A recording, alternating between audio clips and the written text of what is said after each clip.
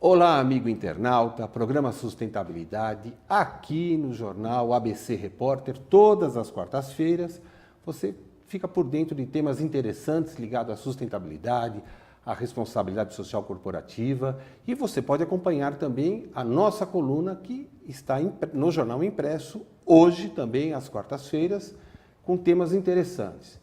O tema de hoje, por exemplo, na nossa coluna é se você já comeu um hambúrguer de grilo. Você pode entrar lá e entender um pouquinho dessa dinâmica que acontece na Europa. Mas o programa de hoje traz uma pessoa muito importante como formador de opinião de novas tecnologias, um profundo conhecedor deste tema, que é o Newton José Leme Duarte, da Cogem, Cogeração de Energia, uma associação que estuda e divulga essas novas metodologias para a sua empresa poder se tornar mais eficiente. Newton, obrigado por ter vindo aqui.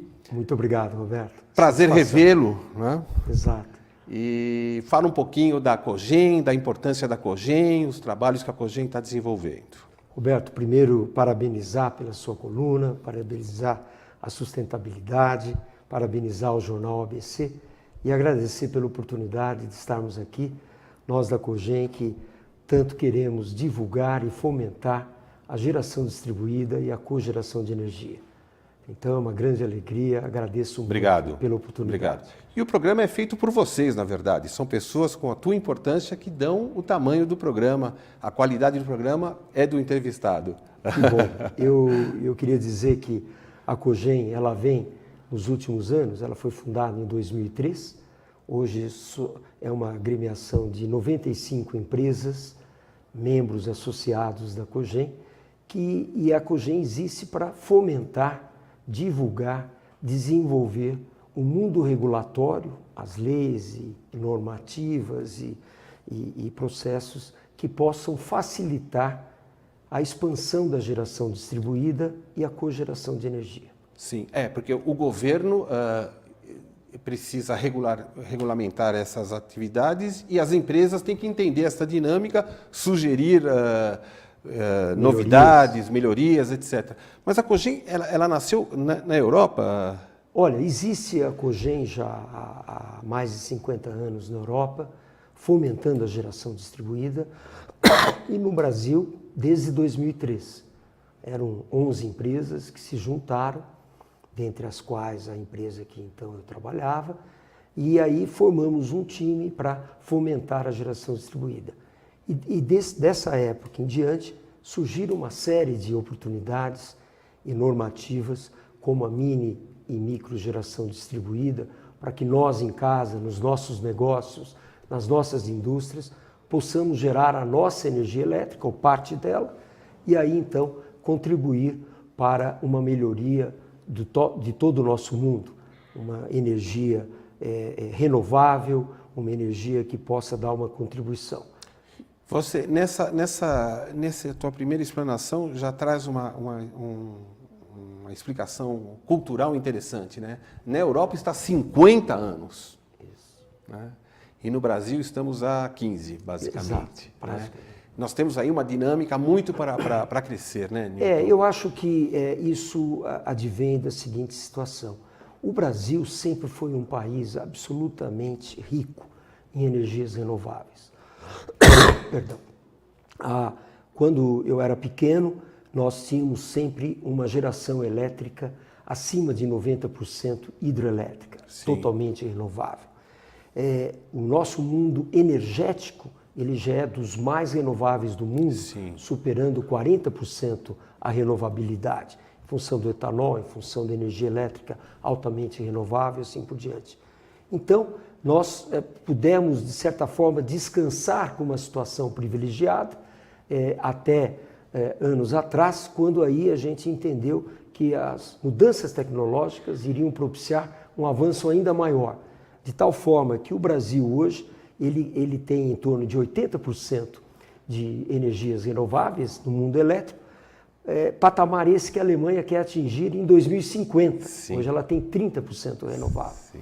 Então é uma forma para você ver como é importante, como é difícil você alcançar esses patamares, e o que nos deu essa vantagem competitiva e esse privilégio foram as condições naturais do país, com muita água, com grande capacidade solar, com grandes terras agriculturáveis. Então nós temos um sem número de opções para fazer uso e continuar com esse grau de renovabilidade, tanto no setor energético quanto no setor elétrico. Para esclarecer para o nosso público, às vezes não tão afeito, pessoas novas que entram para entender essa dinâmica.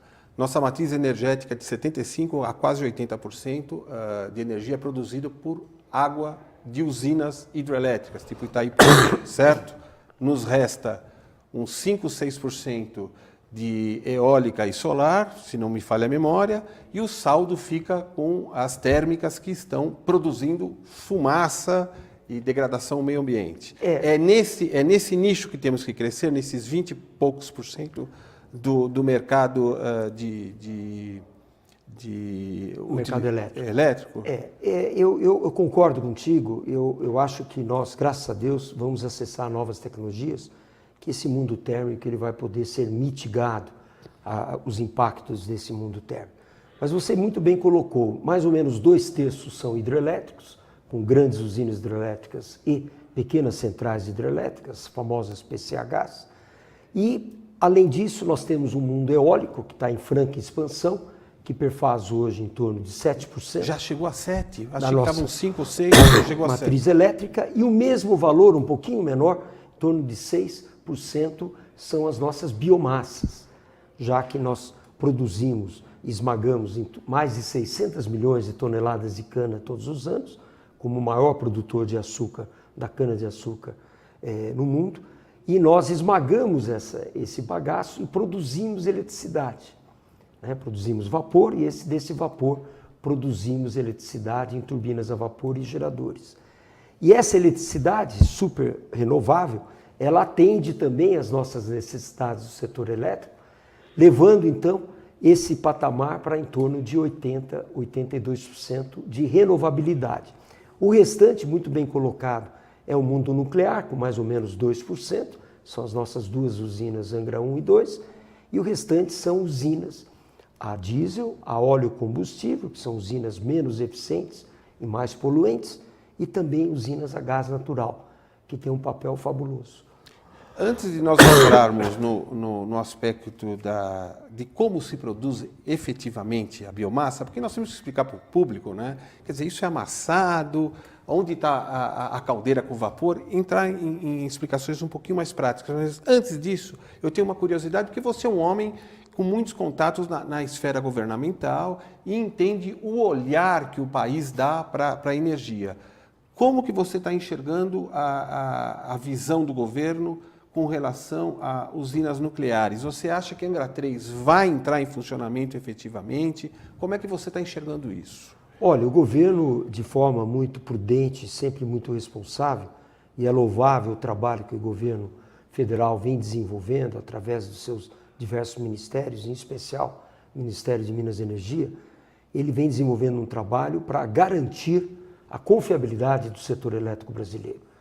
Nós somos um país que dependemos 2/3 de chuvas, temos instantes de seca, como vivenciamos 2 anos atrás em São Paulo, agora tem outras regiões, por exemplo, o Centro-Oeste, Brasília está passando por um período muito seco e temos esse exemplo em outras regiões.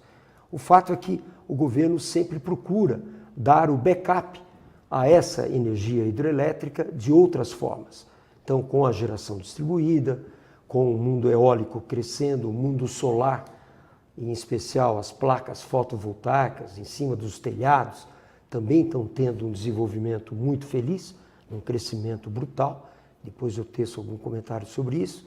E também trazendo um mundo térmico para dar suporte, sustentabilidade ao mundo renovável. Sim. Porque há instantes que o mundo renovável não consegue atender, porque faltam chuvas, e aí ele vem e supre as necessidades para que a gente não seja obrigado a desligar. É estratégico, então, na sua visão? É absolutamente estratégico. Então, voltando à sua pergunta, na questão de Angra, sim, o governo pretende terminar Angra o mais cedo possível, e em função de recursos e disponibilidade de recursos, ele pretende fazê-lo até 2026, que é a última data que eu conheço. Ela deveria ter ocorrido já há anos atrás, mas por uma série de fatores e dificuldades, e se postergar, porque nós tínhamos abundância de outras fontes. Sim, sim. Mas, sem dúvida, e Angra tem um papel que está muito no contexto de atividade nossa, da nossa atuação na Cogen, que é o fato dele ser distribuído.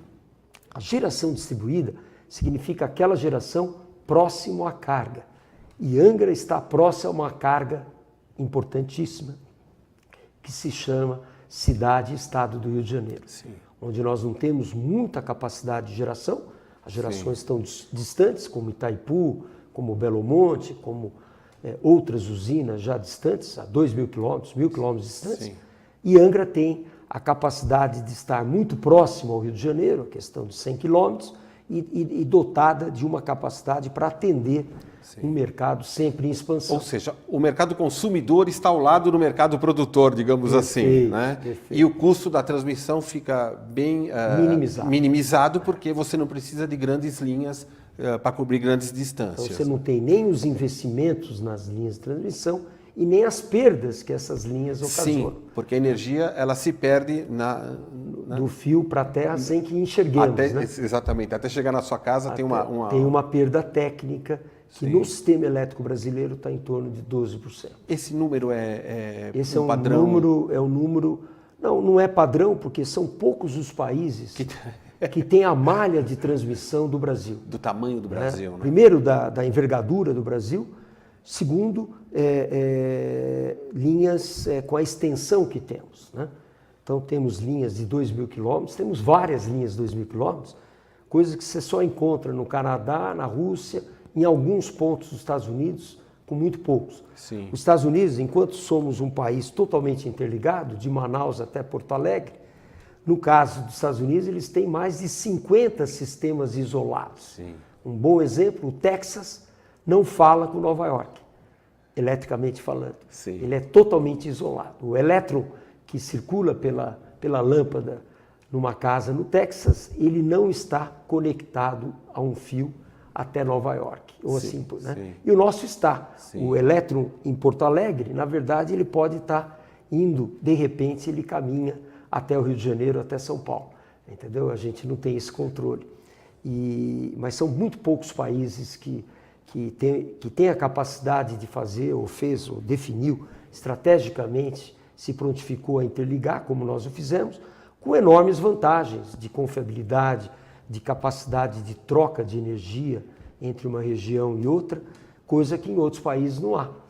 Né? Então, de um lado você tem perdas maiores, mas tem maior flexibilidade de atendimento das suas cargas. Dilton, como nós tivemos, infelizmente, uma queda muito grande no aspecto da economia, a indústria demandou menos energia e nós não tivemos problema, né? De suprir. Você está vendo agora que a energia renovável vai ganhar um espaço maior para justamente surfar nessa necessidade de crescimento? Sem dúvida, eu acho a sua pergunta absolutamente pertinente e feliz. O país vem nos últimos 2 anos, ou 3 anos, vem com um decréscimo do seu consumo energético, né? Por conta da economia, etc. Então, é de se esperar agora, com uma retomada da economia, que os indicadores estão mostrando que ela é mais consistente, graças a Deus, do que podíamos temer. O fato é que nos próximos anos nós vamos retomar aquele consumo. Para te dar números, nós chegamos além de 80 mil megawatts de consumo e chegamos ao patamar de 60, 63 mil. Então nós vamos devagarinho retomando e aí o papel das energias renováveis e, em especial, o papel da geração distribuída e cogeração de energia vai ser enorme. Para quê? Para dotar as empresas, primeiro as residências, os negócios, as indústrias, pequenas ou não, dotá-las de um valor de geração de energia que possa ser, primeiro, previsível Sim. e disponível sempre. E num preço acessível também. Um preço acessível já previamente planejado e definido. Então é uma forma maravilhosa de você garantir o suprimento de um bem, de um insumo absolutamente fundamental. Fundamental. Seja para as nossas residências, seja para os negócios, para o comércio e, não menos importante, para a indústria, sem o que nada seria Até porque construído. não tem mais onde fazer hidrelétrica, né? Praticamente. Nós né? temos ainda, e aliás o governo vem desenvolvendo agora, eu estive ontem numa reunião com o governo em Brasília, onde exatamente essa questão está sendo levada em conta. Está se fazendo um trabalho agora para nós retomarmos a discussão enquanto sociedade da importância e da necessidade de continuarmos com bons projetos hidrelétricos, né?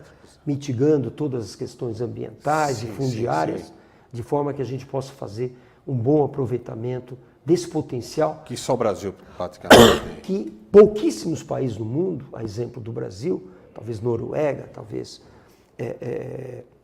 Canadá e pouquíssimos outros, China também, Índia também, tem bons aproveitamentos para ser feitos, mas o fato é que o Brasil ele deu um tempo, né, nessa questão, questões outras tinham maior prioridade, mas já se fala em voltar a analisar, estudar com afinco, de forma que a gente possa levantar novos projetos. Mas deixando-os de lado, na sua questão da cogeração e geração distribuída, nós temos um potencial lindo. E isso você vai falar depois dos comerciais, desculpa te interromper, que eu estou vendo o Milton fazer sinal para mim, e aí você, depois dos comerciais, você fala um pouquinho sobre, então, essa energia renovável, como é que o Nordeste está com eólica e solar, e a biomassa aqui mais na região sul. O programa Sustentabilidade volta depois da chamada comercial.